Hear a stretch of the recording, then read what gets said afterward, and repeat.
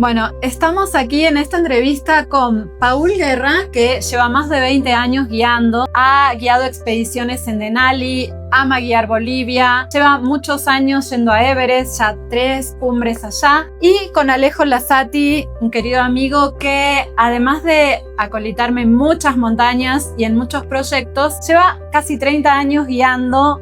Ha estado en varias expediciones en todo el mundo y actualmente una hermosa experiencia en Everest. Así que sobre esto vamos a hacerle algunas preguntas a estos chicos para que nos saquen esas dudas que no sabemos de los guías y su mundo y esa magia que tienen de tener la responsabilidad de nuestras vidas en sus manos. Chicos, ¿cuál fue el momento más difícil de esta expedición en Everest? O Paul, de las anteriores, si quieres decirnos, ¿y cómo lo resolvieron? Pues yo en esta ninguna, pero la anterior, mi cliente de verdad bajó sumamente fatigado. Nosotros tenemos siempre el plan de la cumbre bajar hasta el C2, que es como protocolo de seguridad en nuestra empresa, dormir ya en el C2, pero con mi cliente no lo logré. No, a la mitad del camino había una persona fallecida en una parte conocida como el Yellow Band y él tuvo un ataque de pánico. En este punto, entonces estaba rapelando, se quedó bloqueado a la mitad, tuve que bajar, ayudarle. Pero después de este evento perdió toda la energía, se quedó vacío de energía. Logramos llegar al campo 3 y nos quedamos ahí a dormir un rato, que se recupere, que resete un poco el cuerpo y seguir bajando en unas horas. Pero sí, el plan no se pudo seguir porque... Pero lo resolviste y fue bien. Fue con final feliz. Calma es realmente lo que se necesita. A veces hay gente que ve este tipo de cosas y no lo puede lidiar. Es bien fuerte ver un cadáver que no estaba a la subida y estaba a la bajada. Entonces sí fue él como que se puso en esa posición. Y Ale, qué momento difícil desde la logística, ¿no? De estar ahí. Para mí en esta expedición fue complejo en los primeros días que no abrían todavía las cuerdas en la cascada de Khumbu y había el riesgo de que cierren la montaña por no poder fijar cuerda. Ese fue tal vez una semana completa en que... ¿Y entrenaron en otro lado? ¿Cómo hicieron esa preaclimatación? En campo base, aclimatamos en Lobuche, en una montaña cercana. Bien. Y estábamos preparando para hacer la rotación a campo 3, pero el tema de cuerdas nos retrasó alrededor de una semana y media más o menos. ¿Qué diferencia encuentran en cuando ustedes van solos a la montaña por su cuenta a hacer una cumbre, sea en cualquier lado del mundo, y en ir como guía? Sí. Yo creo que es completamente diferente. Como guías, siento que cuando vamos solos es más como una fiesta, ¿no? Hay mucho más disfrute, hay mucho más relax, hay como una forma como muy diferente de disfrutar la montaña. Cuando vamos con clientes es como que hay que estar calculando, viendo, midiendo un montón de factores por seguridad que te ponen la atención en eso todo el tiempo, ¿no? Y es como estar en el trabajo técnico de toma de decisiones. Y en ese caso, Paul, por ejemplo, en Everest, hay un Sherpa que los acompaña, pero básicamente es el cliente y vos. Esa responsabilidad de la vida de otro en tus manos, ¿cuánto pesa? Pesa y mucho, obviamente, porque lo estás llevando tal vez a unos lugares más inhóspitos de la Tierra, ¿no? Entonces, en donde si no tienes una máscara de oxígeno no puedes ni siquiera sobrevivir. Entonces tienes que estar siempre chequeando todo, presión del cliente, saturación, que cuando se duerme, yo a veces me despertaba a medianoche y le veía que esté respirando porque dormíamos en la misma carpa. Entonces siempre estás muy, muy alerta todo el tiempo, no puedes descansar y por ejemplo yo soy muy meticuloso con el oxígeno, con el tanque de mi cliente especialmente. Entonces le pone el nuevo cilindro, ver que esté completo, ok, va, cuántos litros, veo la tabla, cuántas horas va a tener de oxígeno. Entonces estar súper pendiente de que no nos vayamos a quedar sin oxígeno. Si le subimos el flujo, cuántas horas menos va a ser. Entonces claro, porque si no, no te rinden las botellas y después ¿qué hacemos? No, claro, o sea, ventajosamente tenemos muchas en la empresa con la que trabajo. Él tiene solamente para el día de cumbre del campo 4, la cumbre y vuelta, tiene 7 botellas. O sea, no se va a consumir jamás eso, pero... Por las dudas que una no funcione. Pero a veces no. Algún año pasó, a veces ¿no? El problema no es ese, sino que la gente no se da cuenta que se quedó sin oxígeno y están 10 minutos sintiéndose pésimo, y ya cuando realmente... ¿No se dan cuenta? No se dan cuenta. He visto eso varias veces. Entonces, Wow. Entonces después de un rato que ya les ves así como que no pueden, ahí es que se dan cuenta que han estado sin oxígeno unos minutos. ¡Qué fuerte! Entonces sí hay que estar, para mí esa es como la clave ahí arriba. Obviamente el tema de la seguridad, del Yumar y todo, que no vayan a desclipearse nunca porque... Y Ale, ¿a cuántos litros subiste de oxígeno, hablando de litros y botellas? Varía bastante. El día de cumbre sí hubo momentos en que estábamos a 4 litros. Wow. Bien. Bueno, pero como guías, digamos que tienen que estar así para poder estar fuertes y no tener sintomatologías en la montaña. Porque si no, si vas sin oxígeno igual que el cliente, es un peligro o con baja dosis, ¿no? ¿Qué les hace pensar que un cliente tiene que renunciar a la cumbre ese día? O sea, ¿qué síntomas o qué cosas ven ustedes como guías que dicen no, para abajo? Movimientos erráticos, si vemos que no puede caminar bien, empieza a tambalearse. Vómitos estando con oxígeno sería algo súper grave. Dolores de cabeza estando con oxígeno. La verdad es que ya con oxígeno normalmente ni siquiera duele la cabeza, entonces ya son indicios de que algo está pasando, ¿no? Y obviamente siempre uno revisa el 3x3, ya si es que no fuera el factor humano, el clima si cambió o si hay algún problema en la ruta, en el terreno. Claramente esas son... Y el delirio, cuando empiezan a hablar cosas ilógicas, ¿es un factor a tomar en cuenta para bajar o no? ¿Medican o no? Yo diría que sí es un factor, pero recién pensaba, es como una sumatoria de varias cosas, ¿no? A veces no es solamente un evento específico, sino toda una sumatoria de eventos que ya las vemos desde el principio de la expedición. Ya en día de cumbre, estando con oxígeno y subiendo, es como una línea muy delgada, ¿no? Ya si hay alguien que se pone ilógico, errático, que no está caminando con balance, que no es capaz de clipear y desclipear los sistemas, sí es un factor grande.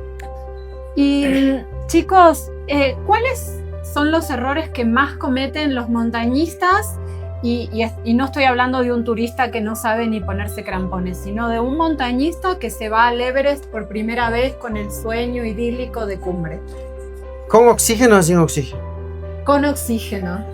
Para mí, no tener claro cuántas botellas te van a dar en la montaña. Eso para mí es la clave, saber cuánto vas a tener y cómo planificar un poco, averiguar cuánto tiempo dura una botella, porque hay expediciones muy baratas que tal vez son 20, 30, 40 mil dólares, pero te dan 5 botellas y tal vez con eso tú tienes que lidiar el peso, y, la exacto, altura, tantas y saber cosas, cuánto ¿no? cuesta cada botella extra de oxígeno en la montaña, porque todo eso incrementa un poco el valor, pero para mí tener suficiente oxígeno es seguridad. Estuvo Esteban Mena en un momento contándonos una historia de una clienta que fue de 0 a 100, o sea, de no experiencia en montaña a llegar a la cumbre del Everest con oxígeno. ¿Para ustedes esto es un factor de heroísmo o es algo entre comillas? Yo creo que es difícil generalizar. Justamente uno de los clientes con los que estuve este año, él empezó a hacer montañas alrededor de 4 años. Hizo Aconcagua, Denali, estuvimos aquí en Ecuador y ahora subió a la cumbre del Everest. Que claro, es un proceso que la mayoría de gente no logra hacerlo tan rápido, pero cada caso tiene como sus particularidades, ¿no? Yo creo que sí es posible, es algo que mucha gente logra hacerlo, pero no cualquiera lo logra. Sí hay que tener como una base física, mental, como para ser exitoso en algo así. Sí, como en otros deportes, ¿no? Sí, puedes hacer un Ironman, pero lo aconsejable es que no vayas de 0 a todo, sino que hagas un proceso. Mi cliente el año pasado tenía 0 experiencia. No había hecho ninguna cumbre en su vida previa. Entonces sí fue... Wow, yo no lo conocía previamente. La compañía me lo entregó en el campo base y fue como... Ok, hicimos Mera Peak antes de subir, pero sí fue un reto. Mucho cuidado, mucha monitorización, pero es parte de lo que nosotros hacemos ahora como guías.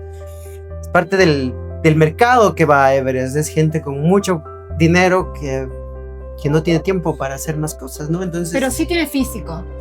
Había entrenado, claramente, había hecho su entrenamiento hipóxico, todo el tema previo, siguió al pie de la regla todo. Además era una persona que todas las instrucciones que se le daban seguía. Entonces, eso fue parte del éxito, yo creo. Bueno, y estas entrevistas no es para juzgar a nadie, sino para contar y para que la gente se entere un poco cómo es el mundo de los 8000istas. ¿Qué pasa con la masificación, hablando de esto, que hay en el Everest? ¿Ustedes lo ven que los complican a los guías o simplemente son tomas de decisiones? Yo creo que sí complica un poco, sí se ve de repente colas larguísimas y nosotros en la toma de decisiones lograr no estar en esas filas terribles. Nosotros no tuvimos realmente espera prácticamente en ningún lugar. Qué bien. Solo en un lugar donde nos encontramos con Paul mientras él bajaba de la cumbre en Geneva. Sí, ajá. Ahí hubo un poquito de embotellamiento, como que hay que pasar entre la gente, desclipearse y pasar agarrándose de lo que se pueda. Pero en general, una de nuestras decisiones más importantes del día de cumbre fue por eso, por la cantidad de gente. Porque igual la ventana es chica, tienen que tomar decisiones pero ajustadas. Claro, y cuando se da la ventana, mucha gente va para arriba. Entonces casi que nosotros esperamos que se vayan los grupos grandes primero y después sí nosotros ver la ventana de clima un poco después de esa decisión. Este año te dio un poco también ese juego que tuviste muchos días de clima decente, que unos eran mejores que otros, podías escoger tal vez un día que no era el mejor, tal vez un poco más ventoso, pero poca gente. El año pasado no fue así, hubieron 2 días y esos eran los 2 días que había que estar ahí y después ya no hubo más opción, entonces depende un poco del año, ¿no? Pero sí, obviamente que afecta, pero somos parte del problema nosotros, porque somos los que llevamos clientes.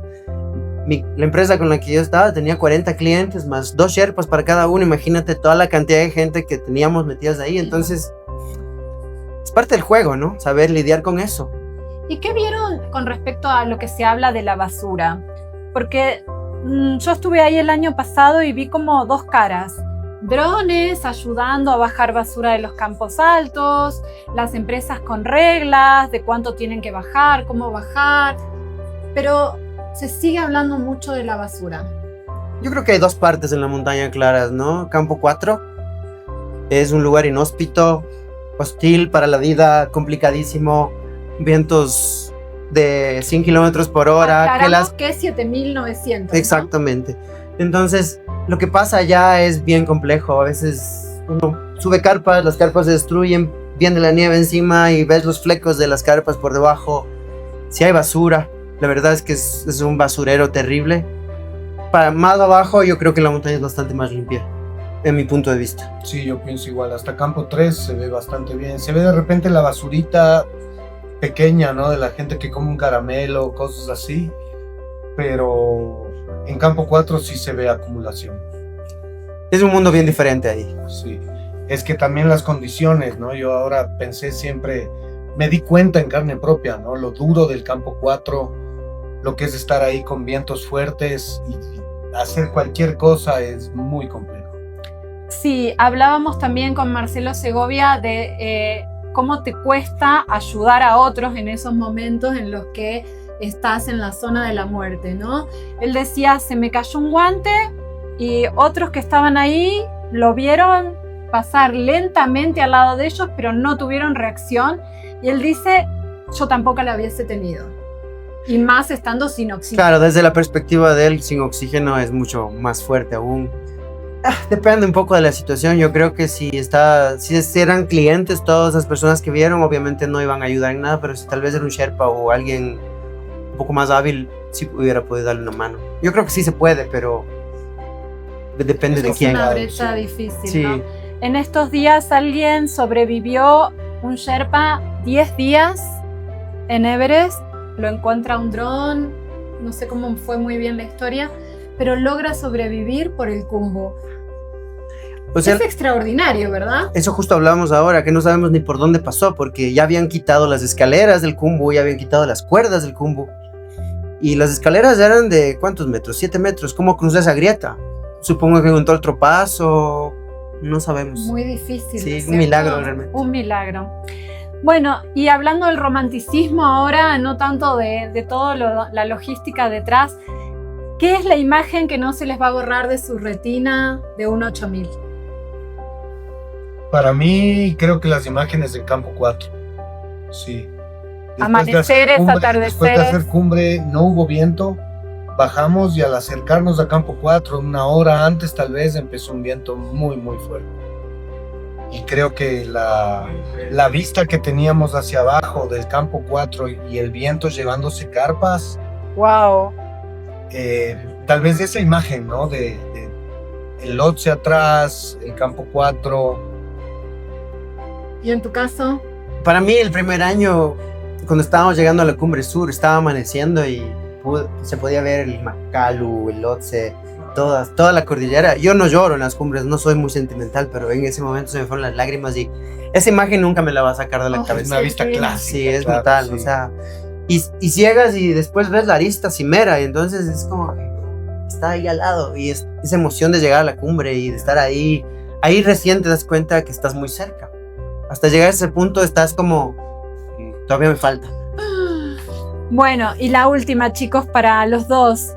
Después de enfrentarse a montañas difíciles, a situaciones de climas adversos, a toma de decisiones de vidas de otros en sus manos, cuando vuelven a la vida cotidiana y están en sus casas con su familia, ¿las cosas se ven diferentes? Sí, yo creo que sí. Como que ese liderazgo en la montaña se traslada a la casa, bajan los gigantes de los problemas. ¿Qué nos cuentan? Yo creo que es difícil describir en palabras específicamente qué se siente. Yo creo que uno crece a diferentes ritmos y a diferentes formas después de una actividad como esta. Y como que toma un tiempo procesar, ¿no? Toma un tiempo como integrar lo que Vive. una experiencia así definitivamente lo cambia a uno. Y no sé, creo que a veces las cosas simples de la vida, ¿no? Estar tranquilo, estar en paz, estar contento, Disfrutar a el veces día. no está tan valorado. Sí, ¿no? Regresar a casa, disfrutar de las cosas que tú das por sentado en tu vida, el baño, la ducha, poder sentarte en una mesa a comer, poder respirar sin una máscara. No, y sobre todo la gratitud que sientes por haber podido vivir lo que viviste, que lo vive tal vez el 0.01% de la población. Es algo muy especial. Y darte cuenta que haces algo que amas y te pagan por eso. Además, es como darte cuenta de que a mí, que estoy en el lugar correcto y que hago lo que amo. Entonces es súper importante como reforzar eso día a día, porque a veces te cuestionas que si es lo correcto, no, es peligroso. A veces, cada vez que me voy de viaje, no sé si voy a regresar. Entonces, tú sabes que siempre te puedes morir cruzando la calle, en el auto, pero en este tipo de cosas es como que está mucho más presente ese no volver. Entonces, cuando regresas es como esa gratitud de poder volver a ver a la gente que amas y estar en tu lugar. Qué hermoso el mensaje que nos dejan los chicos de hacer lo que amamos, como ellos siendo guías, y de regresar y valorar las cosas simples. No tenemos que irnos a un 8000 precisamente para darnos cuenta de eso. En una montaña, en la naturaleza, con nuestros seres queridos, poder valorarlo. Muchísimas gracias, chicos.